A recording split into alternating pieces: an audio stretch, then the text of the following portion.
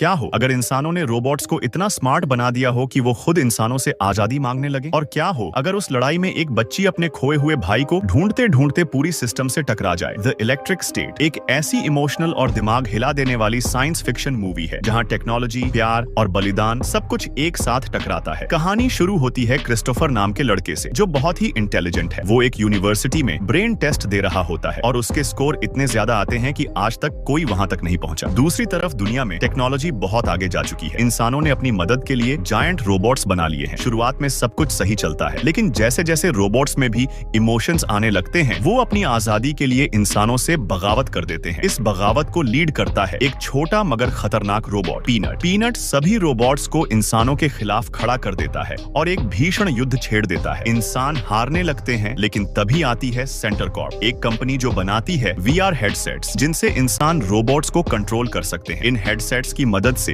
इंसान फिर से जीत जाते हैं और सारे रोबोट्स को एक विशाल जेल में कैद कर देते हैं। अब कहानी आती है मिशेल पर, एक टीनेज लड़की जो एक दिन डर जाती है जब उसके कमरे में एक अजीब सा रोबोट घुस आता है। वो रोबोट खुद को उसका भाई बताता है। मिशेल हैरान हो जाती है। तभी उसके पापा आ जाते हैं और पुलिस को कॉल करने लगते हैं, लेकिन रोबोट उन्हें इलेक्ट्रिक शॉक देकर बेहोश कर देता है और मिशेल को लेकर वहां से भाग जाता है। रास्ते में मिशेल उससे पूछती है, तुम मेरे भाई कैसे हो? रोबोट बताता है कि वो उसके भाई क्रिस्टोफर का दिमाग है। असल में उसका असली भाई अब भी सेंटर में कैद है, लेकिन उसका दिमाग इस रोबोट में ट्रांसफर किया गया है। मिशेल उसे वापस लाने के लिए निकलती है और उसे मदद मिलती है एमन नाम के ट्रक ड्राइवर से। मिशेल एमन के पास जाती है, लेकिन तभी एमन पर एक आदमी हमला कर देता है। एमन के ट्रक में बैठा उसका रोबोट उस हमलावर को शॉक देकर बेहोश कर देता है। मिशेल और उसका रोबोट भाई एमन के साथ इन्फिनिटी स्टेट नाम की जगह पहुंचते हैं, जहां एमन चोरी का सामान बेचता है। वहीं अचानक एक मार्च नाम का खतरनाक न्यूरोकास्टर रोबोट वहां पहुंचता है। वो पूछता है, तुम्हारे पास रोबोट है ना, उन्हें सौंप दो। मिशेल और एमन मना करते हैं, लेकिन मार्क उनके रोबोट्स को पहचान लेता है और फायरिंग करने ही वाला होता है कि मिशेल उस पर हमला कर देती है और सभी वहां से भाग जाते हैं। उन्हें पता चलता है कि एमन का एक पुराना दोस्त रोबोट है। वहां से डॉक्टर से मिलने के लिए मिशेल और उसका भाई निकलते हैं। रास्ते में कुछ स्क्रैपर रोबोट्स उन पर हमला कर देते हैं और उन्हें एक मॉल में कैद कर लेते हैं। वहीं उनकी मुलाकात होती है पीनट से, वही छोटा रोबोट जिसने बगावत शुरू की थी। पीनट उन्हें पहचान लेता है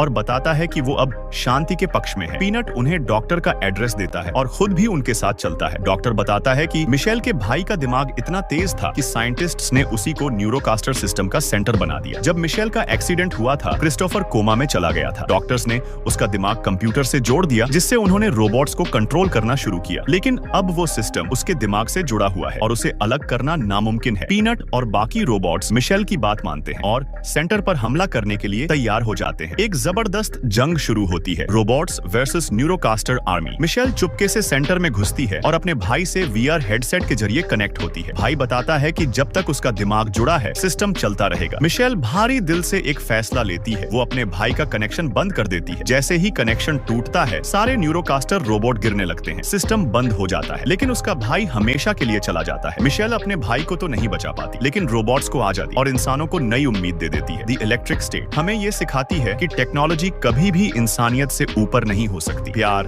बलिदान और इंसान की आजादी, यही असली ताकत है। अगर आपको ये कहानी पसंद आई हो तो लाइक करो, सब्सक्राइब करो और कमेंट में बताओ, क्या तुम मिशेल की जगह होते तो वही फैसला लेते?